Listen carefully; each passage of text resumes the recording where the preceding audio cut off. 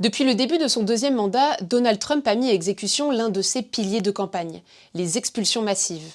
Des raids d'agents de la police de l'immigration, ICE, sont depuis régulièrement documentés partout dans le pays. Ces opérations cherchent à contrer une invasion de criminels venus de l'étranger, selon le président américain Donald Trump. Le ministère de l'Intérieur confirme « La police de l'immigration arrête les pires des pires criminels étrangers ». Mais à vrai dire, est-ce le cas? Et que disent les rapports officiels de ces vagues d'arrestations? Depuis le retour au pouvoir de Donald Trump en janvier 2025, le nombre de détenus arrêtés par les services d'immigration et des douanes a augmenté de 70%, pour atteindre un chiffre record début novembre, 66 000 individus. Pour la plupart, il s'agit de personnes sans titre de séjour valide ou rentrées illégalement sur le territoire américain.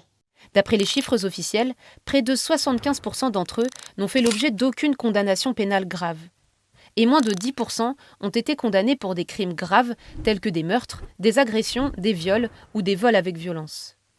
À Chicago, l'administration américaine avait lancé en septembre dernier une opération d'ampleur baptisée Midway Blitz. Elle visait des immigrés illégaux criminels qui terrorisent les Américains, selon les termes du ministère de la Sécurité intérieure. Le média CBS a parcouru les profils de 607 détenus, dont les noms avaient été publiés par la police de l'immigration.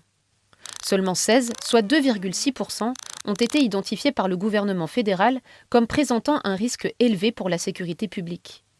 Si l'administration américaine persiste à affirmer que les personnes arrêtées par la police de l'immigration présentent un danger pour les Américains, les chiffres, eux, témoignent d'une toute autre réalité.